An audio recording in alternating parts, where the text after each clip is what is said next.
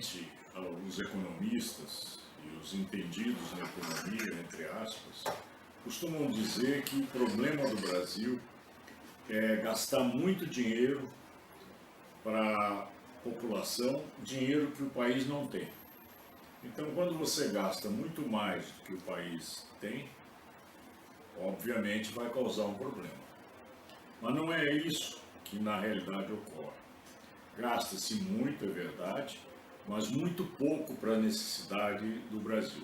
Porque no setor público brasileiro, que tem a União, o governo federal, os estados e os municípios, que são responsáveis por dar seguimento à saúde, à educação pública, à segurança, à assistência social e à previdência social, além de todo o custo que tem de manutenção das estradas que pertencem ao governo federal, ao governo estadual, ou dos próprios municipais e estaduais, como postos de saúde, hospitais, escolas, etc., creches. Tudo isso demanda dinheiro. Mas o que não se fala, e esse é o ponto central, que a maior parte da despesa no Brasil é despesa com juros. É como se uma pessoa, por exemplo, ganhasse R$ 3.000 por mês, gastasse R$ 2.500, ou seja, sobraria 500. Só que essa pessoa, que aparentemente sobra 500, ela tem uma dívida com o banco de R$ 5.000 que ela paga de juros 15% ao mês, que é muito comum no cartão de crédito, no cheque especial. Então, quem está com 5.000 dependurada num banco de empréstimo, que paga 15%, está pagando todo mês R$ 750 para o banco de juros. E se ela economiza 500 e tem que pagar 750 para o banco, ela todo mês vai faltar R$ 250. Faltando R$ 250, ela vai ao banco e pede um empréstimo dos R$ 250. E aí vai aumentando a sua dívida. O Brasil é semelhante. Ele tem uma receita da ordem de 33% de toda a riqueza que é gerada ao longo de um ano, que é o Produto Interno Bruto, e ele tem uma despesa da ordem de 35% desse Produto Interno Bruto, ou seja, ele tem uma diferença de 2 pontos, 35 para 33, de déficit.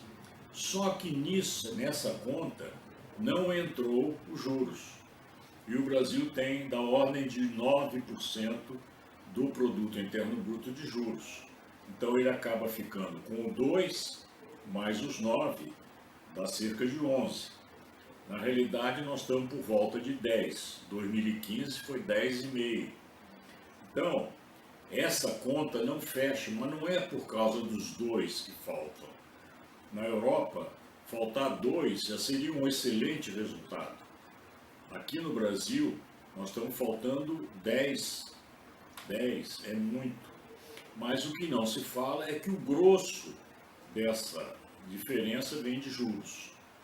E por que não se fala que essa diferença de juros é o que afeta as contas públicas, que causa o rombo das contas públicas? Por quê? Os grandes beneficiários dessa despesa com juros são os bancos. E os bancos são os grandes financiadores de campanha, não só do presidente da República, como de governadores de estado e até prefeitos. Então, esses e deputados e senadores, o grosso, são pagos também nas suas campanhas com dinheiro que vem dos bancos, das grandes empreiteiras, que são os grandes financiadores de campanha.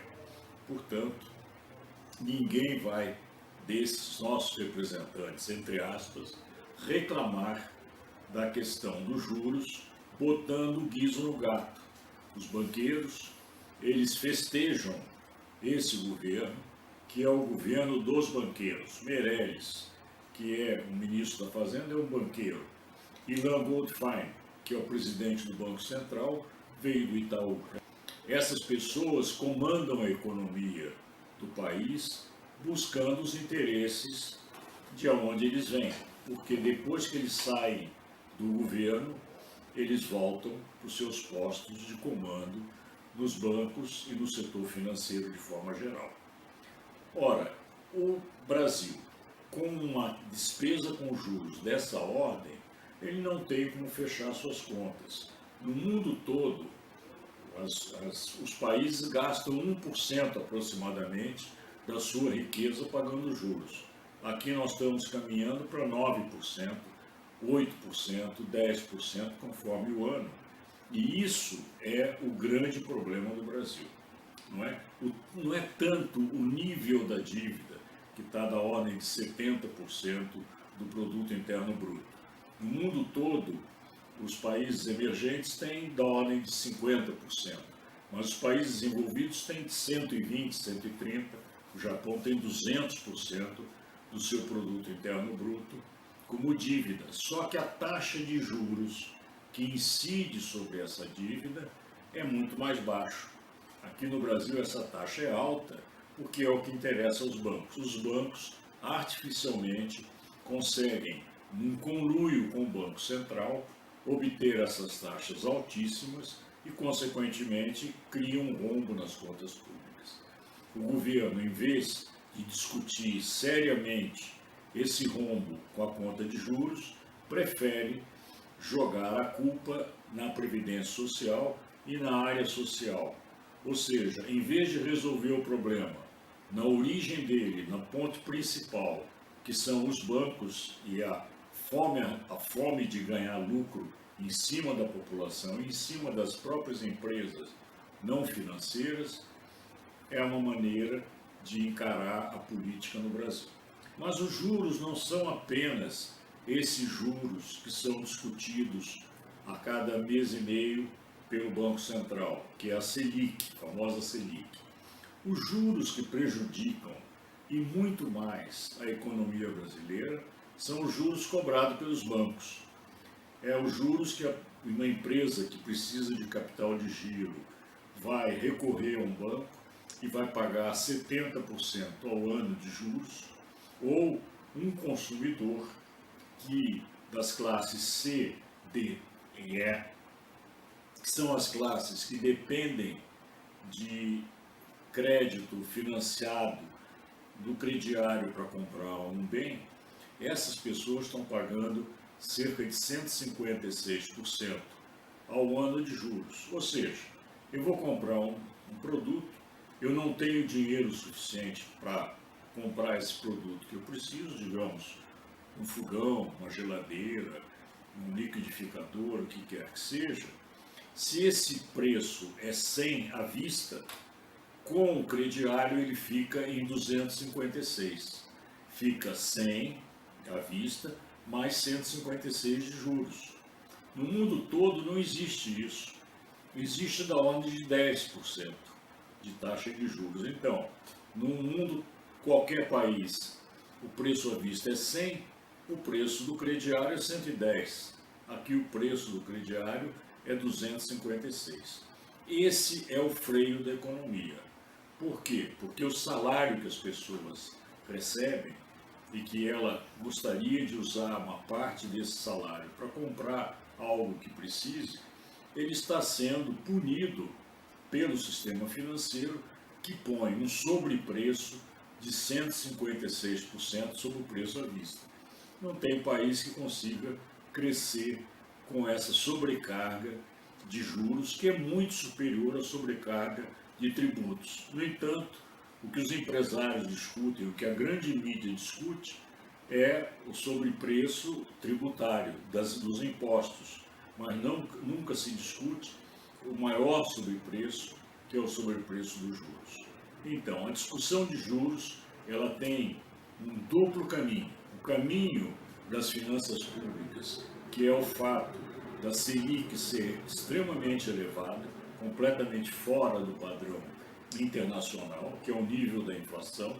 Então, em qualquer país, se tem uma inflação de 5% ao ano, a taxa Selic desse país é de 5%, não mais. Aqui no Brasil, essa taxa está na ordem de 12,5% aproximada hoje, e ela já foi, na época do governo Fernando Henrique, por exemplo, em média 22% ao ano.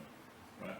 Então, naquela época, o rombo nas contas públicas era muito grande e era consequência de uma taxa de juros absurdamente elevada.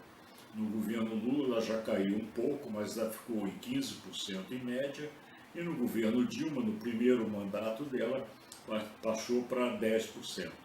E agora ela está em 12,25%, que é o nível, e finalmente ela deve baixar um pouco, mas não vai baixar abaixo de 9%, 10%, quando deveria no mínimo estar em 4%, 5%.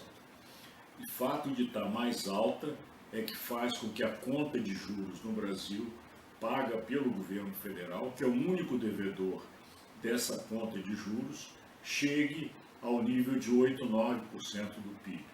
Essa é a razão principal do déficit que o governo federal tem e que ele se esconde, ele nunca fala que é esse o rombo que tem. Não é o rombo de 140 bilhões que o ministro Meirelles vive falando, que é o rombo desse ano. É o rombo de 140, mas tem os juros que ele não fala, e esse juros vai para uns 500 bilhões de reais, meio trilhão de reais. Essas pessoas comandam a economia do país buscando os interesses de onde eles vêm, porque depois que eles saem do governo, eles voltam para os seus postos de comando nos bancos e no setor financeiro de forma geral. Ora, o Brasil, com uma despesa com juros dessa ordem, ele não tem como fechar suas contas. No mundo todo, os países gastam 1% aproximadamente da sua riqueza pagando juros. Aqui nós estamos caminhando para 9%, 8%, 10%, conforme o ano. E isso é o grande problema do Brasil. Eu queria agradecer a sua atenção. Se você achou que aquilo que eu estou falando faz algum sentido na sua vida, na sua avaliação, eu conto muito que você ajude a divulgar esses pensamentos. Normalmente a gente não vai conseguir essas ideias, discuti-las nos meios de comunicação. Então é na rede social que nós vamos trabalhar mais, e a gente espera que você veja o nosso site para os seus amigos que você considere, leve essas ideias à frente e participe também com a sua opinião. Muito obrigado.